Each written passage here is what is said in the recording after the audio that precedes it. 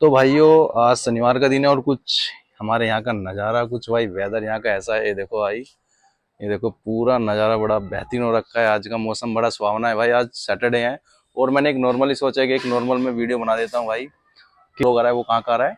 तो फिलहाल मैं आपको दिखा देता हूँ भाई, ये यहाँ का मेरा एक छोटा सा मिनी गार्डन है, मिनी बना रखा है भाई। मोटो ब्लॉगिंग के साथ साथ, नौकरी के साथ साथ मैं एक शौक रखता हूँ। शौक मान लीजिए, कुछ भी मान लीजिए भाई, वो मैं आपको दिखा देता हूँ। उसके बाद हम बात करते हैं। फिर एक बार छोटी सी आप झलकियाँ देखिए। ये छोटे से प्लांट मैंने लगा रखे हैं। ऊपर देखो शैडो, एक टीन सेट मैंने डाला था, इसकी वीडियो मैंने डाल रखी है। और नॉर्मली पूरा प्लांट, वही एक रस्सी मैंने देखो ये बांध रखी है ऊपर चढ़ने के लिए। एक्चुअली क्या होता है ना, ऊपर चढ़ने के लिए कि मैं चढ़ सकता हूँ नहीं चढ़ सकता हूँ भाई, तो ये भी बहुत जरूरी होता है। तो आपने मेरा गार्डन देख लिया और वेदर आप देख ही चुके हो, बड़ा खतरनाक हो रखा है भाई आज का। तो शुरुआत करते हैं भाई। मैं विकास कुमार, विकास टी ब्लॉग्स में आपका बहुत बहुत स्वागत है। आई होप तुम सब बढ़िया हो गए, मैं बहुत बढ़िया हूँ भाई, फर्स्ट क्लास। तो बात कर लेते हैं भाई। आज सैटरडे का दिन है और रक्षाबंधन का त्योहार है, तो सभी भाइयों बहनों को रक्षाबंधन की हार्दिक शुभकामनाएं सभी को भाई। सैटरडे है और कल संडे, कल भी मेरी छुट्टी है। तो इस वीकेंड मीन्स इस वीकेंड तो मैं कहीं नहीं जा रहा हूँ, बट नेक्स्ट जो वीकेंड आने वाला है, 3 छुट्टी इसमें आने वाली है, कहाँ का प्रोग्राम होगा वो मैं आपको वीडियो के अंत में जरूर बताऊंगा। अभी फिलहाल कुछ बात कर लेते हैं नॉर्मल सी यार। कुछ कमेंट्स आ रहे थे कि आप जो नौकरी के साथ साथ, कुछ मेरे पास कमेंट आ रखे थे कि आप भाई नौकरी के साथ साथ ये सब कैसे कर लेते हो मैनेज। भाई मैं बता देता हूँ, मेरा एक सीक्रेट प्लान है, मैं आप जो को किसी को नहीं बताऊंगा, मैं आपको लोग बता रहा हूँ, आपको शेयर कर रहा हूँ। नॉर्मली भाई मैं तो ऐसे करता हूँ कि सैटरडे संडे वीकेंड आया, छुट्टी पड़ी, 2 दिन की छुट्टी ली और निकल गया भाई कहीं ना कहीं। ये तो मेरा नॉर्मली है। अगर कोई बीच में सैटरडे संडे के साथ कोई सरकारी छुट्टी हो गई गवर्नमेंट, तो 3 छुट्टी या 4 छुट्टी मिल गई गवर्नमेंट की, 2 छुट्टी मैंने ले ली तो लंबा टूर हो गया। तो मैंने ऐसे नेपाल में किया था, जब नेपाल राइड्स हुई थी मेरी अब तक की लाइफ की सबसे लंबी जो मेरी राइड थी वो नेपाल की रही है भाई। देखो छोटा सा एक ब्लॉगर है, छोटा सा हूँ भाई, छोटा ही मान लीजिए मुझे तो, क्योंकि अभी भाई सब्सक्राइबर नहीं है मेरे कुछ भी, स्टार्टिंग चल रही है। पर कोशिश मैं कर रहा हूँ ज्यादा चीजें कवर करूँ। मैं कुछ चीजें, मैं यात्राएं जो मेरी बाइकिंग होती है ना, जो मैं बाइक पे जाता हूँ, मैं ज्यादातर कहाँ जाता हूँ, मैं जितनी भी करता हूँ मैं यात्राएं करता हूँ। ऑलमोस्ट मेरी यात्रा ही हुई है अभी तक, मैं नॉर्मल कहीं वैसे बाइक लेके नहीं गया हूँ, क्योंकि मेरे 5 कैलाश में थे, 4 मेरे कैलाश हो चुके हैं।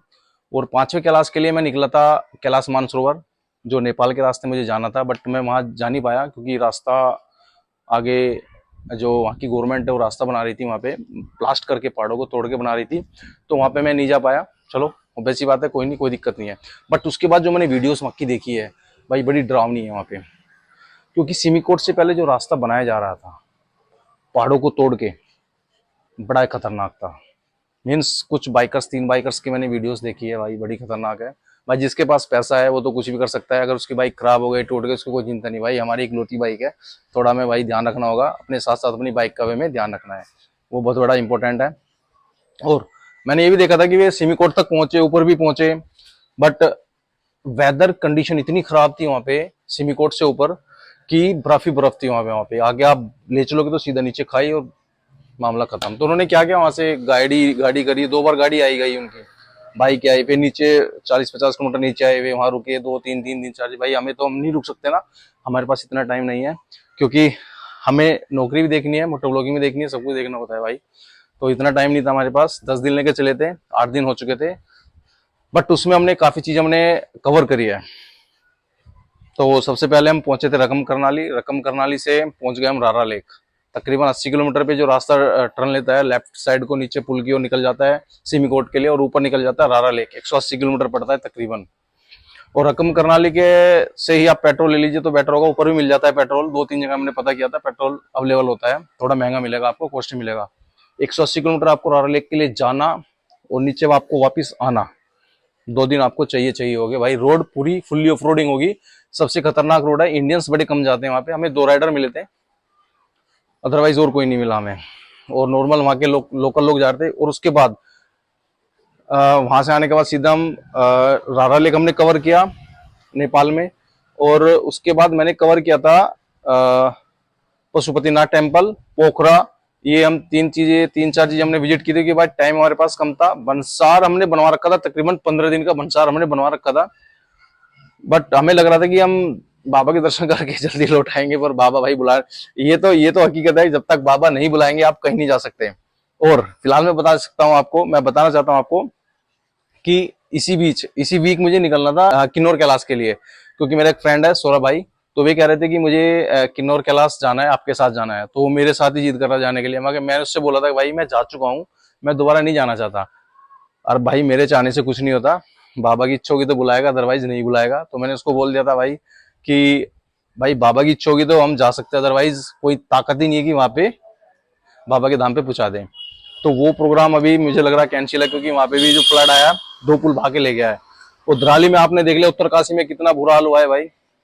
तो उनकी आत्माओं की शांति के लिए भाई मैं बड़ा निवेदन करता हूँ भगवान से, भगवान उनकी आत्मा को शांति दे। बहुत बुरा हुआ वहां पे दराली में, जैसे हुआ हर्षिल से पहले, हर्षिल में ही मान लीजिए उसको, जब हम गंगोत्री के लिए जाते हैं भाई, बहुत खतरनाक हुआ। कहने के लिए मेरे पास कोई शब्द नहीं है। ठीक है जी। अब फिलहाल सारा सब कुछ हो चुका है हमारा हमारा अब प्लान करते हैं कि अब राइड कहाँ की लगाए। भाई 3 दिन की छुट्टी आ रही है मेरी, 15, 16, 17,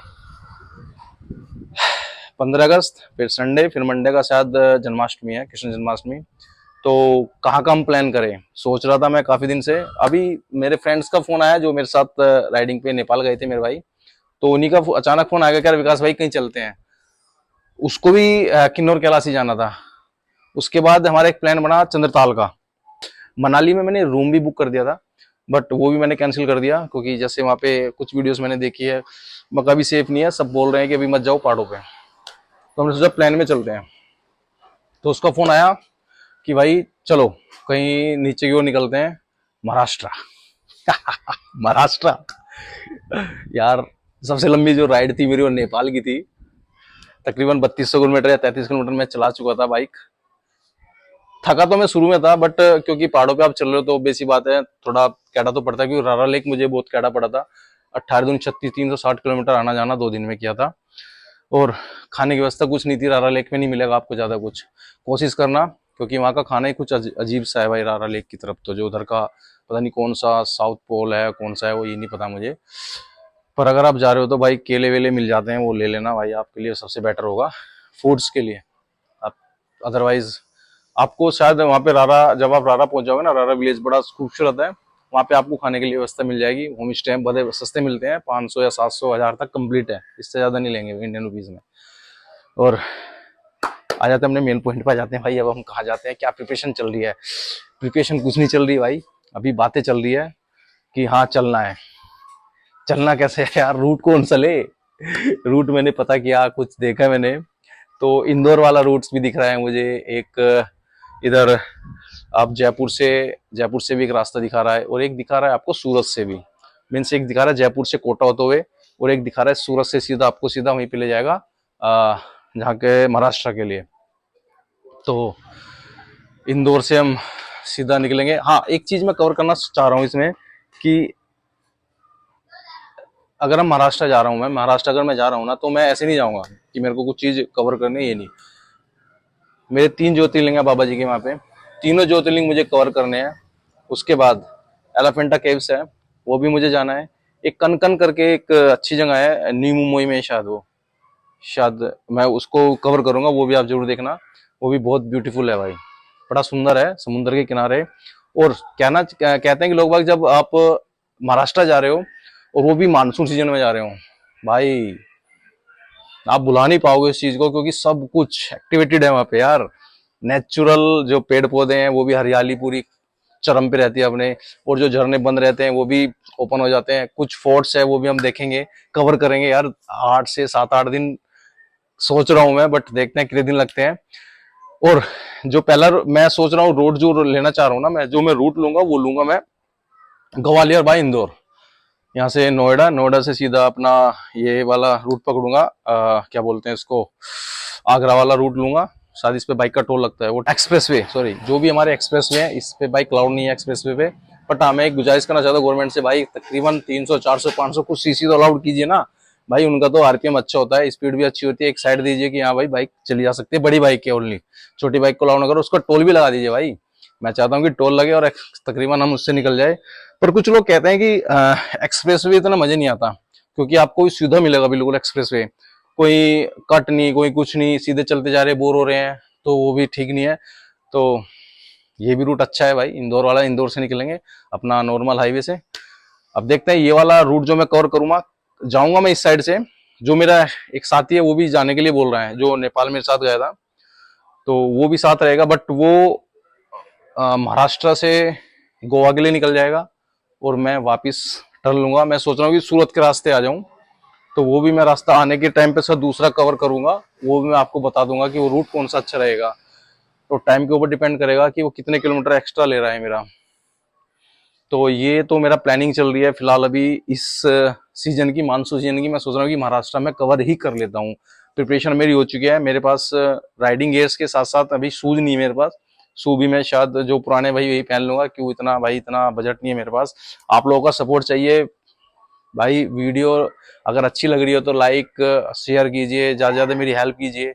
और इंस्टाग्राम भाई फॉलो कीजिए मेरा, इंस्टाग्राम पे आपको अपडेट मिलती रहेगी वहाँ की। और एक चीज और मैं कवर करूंगा इस चीज में, कि जो राइडर तो देखो एक से एक है, बड़े जो नॉर्मल है मिडिल क्लास के राइडर्स हैं, कितना इसमें मेरा बजट रहेगा, क्या मेरा बजट रहेगा, कितना मेरा खर्च आएगा। 3 ज्योतिर्लिंग में कवर करूंगा, 2 3 4 चीजें और कवर करूंगा नासिक में होया, और 2 3 जो ज्योतिर्लिंग हमारे, उसमें टोटल कितना मेरा खर्चा आएगा वो मैं आपको पूरा शेयर करूंगा। तो भाई देखते हैं क्या होता है क्या नहीं। तो बने रहना वीडियो में भाई, कंटिन्यू देखते रहना, वीडियोस आती रहेगी, चलती रहेगी, और पहुंच जाएंगे हम महाराष्ट्र।